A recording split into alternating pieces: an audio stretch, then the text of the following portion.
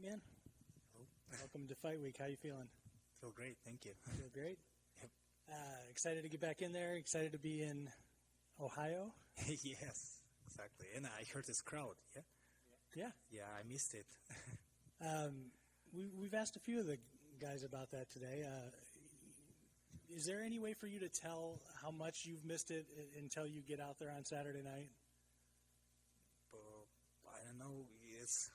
It's probably hard to explain because I was focused on, like on my training and fighting for so long. It's not that exciting when you're not doing something and it's like happened like that. But it's exciting for me because it's going to be probably the biggest crowd I ever had in my fights. Yes, and when I thinking of that, like when I imagine this in my head, that's exciting. That's going to be cool for sure. Well, you're still pretty young in your career here, so I mean, in theory, it only goes up from here for you. But talk about sort of your rise here in the last year. I mean, it's happened pretty quickly. Excuse me. Your kind of your rise to this prospect status. It's happened pretty quickly. Can you talk about how that's gone for you? Yeah, this part wasn't that hard because I'm fighting for my whole life, and as I worked on being in UFC, I was thinking of that nonstop and dreaming about that. And any hype after fight wasn't that hard. But right before the fight, my first my UFC debut, the night before was super tough. Because when hype coming like this too quick, that was tough. I kind of was a little bit confusing and shaking. I even called my grandmom. So hey, I'm scared. What's going on? She's like, hey, come on, don't be scared. Everything will be all right. Just go, do whatever you do always. Yes. And now I'm pretty ready. Now even if it's getting more and more, I'm ready for that mentally. Tell me about the conversation. You called your grandma to say, I'm scared for this fight. I'm not. I wasn't scared about fight. I just scared about the moment. I guess the most scary part when you can't understand why you're scared, why you're nervous. That was a hard part because I was so nervous, so scared. But why? I'm always fighting. I do it all the time. I'm not scared of getting hit or fighting. I'm just scared. I don't know why. And that was confusing. That's why I called my grandma. I said, I didn't explain much, and she didn't talk about this a lot. I mean, she's not a fighter. But, she just tried to support me anyway. That's it. And, maybe I try to not think of that, but sometimes when you're dreaming about something so bad and you finally get this, it could be hard if you're not ready. Probably that's what inside, I maybe not realize it, but maybe inside I thought, I'm ready or not for that?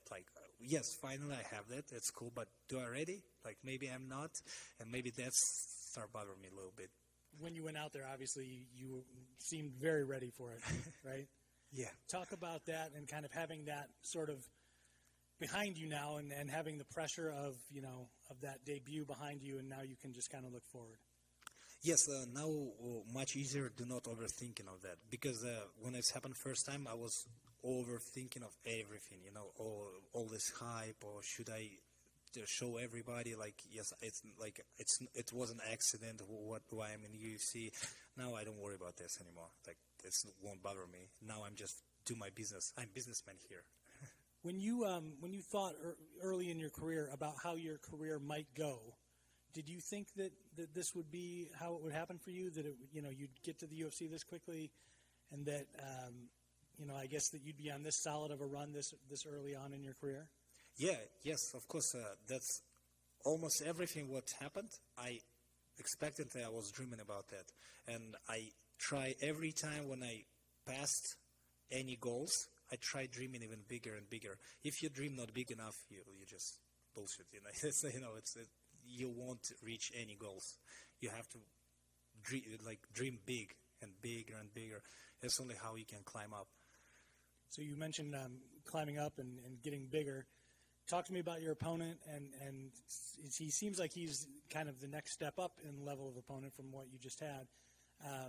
And I'm sure as you go on, they'll get bigger and bigger and bigger. So talk to me a little bit about what he brings to the table, and I guess what you thought about him as an opponent when you got the call and knew that it was him.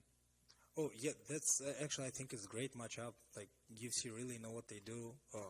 The very first time when I just heard about it, I thought, oh, it's going to be cool. It's going to be like fist fight, like back and forth because he's striker too. But now I think like he's going to try wrestle me. But anyway, it's for sure like this guy. I respect him and seems like he's always entertainment.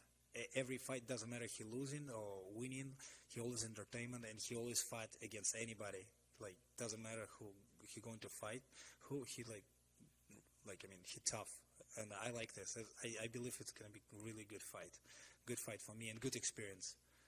He said he thinks that his edge over you will be his level of experience and kind of who he's been in there with. Is that something that you look at and concern yourself with? That he's got more time in that cage than you do?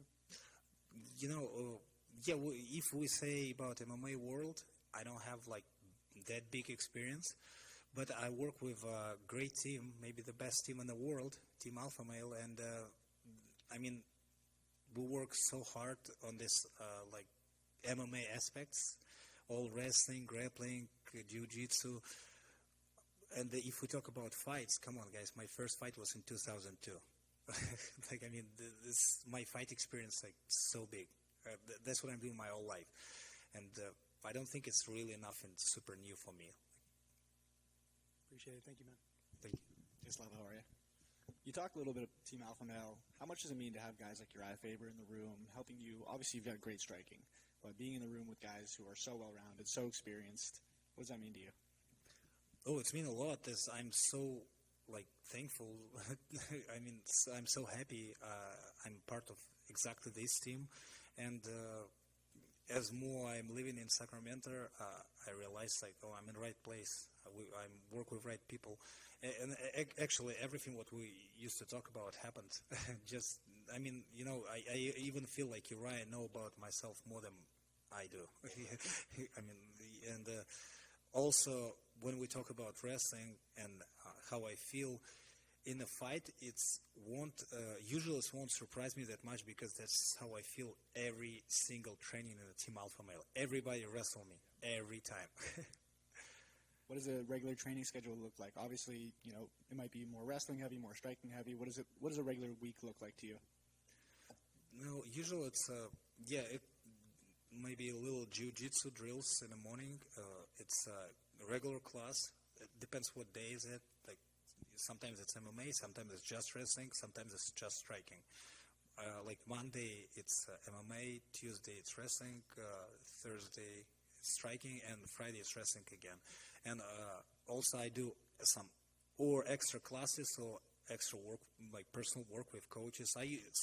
Since my first fight in UFC, my UFC debut, I start work a lot on my strength with Darren. Like we have like one coach in our gym, and I mean like I try to improve my power a lot too.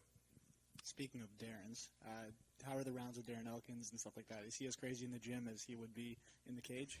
Yeah, this is one of the scariest men in this planet, and I really appreciate having him on the team. Thank you, appreciate it.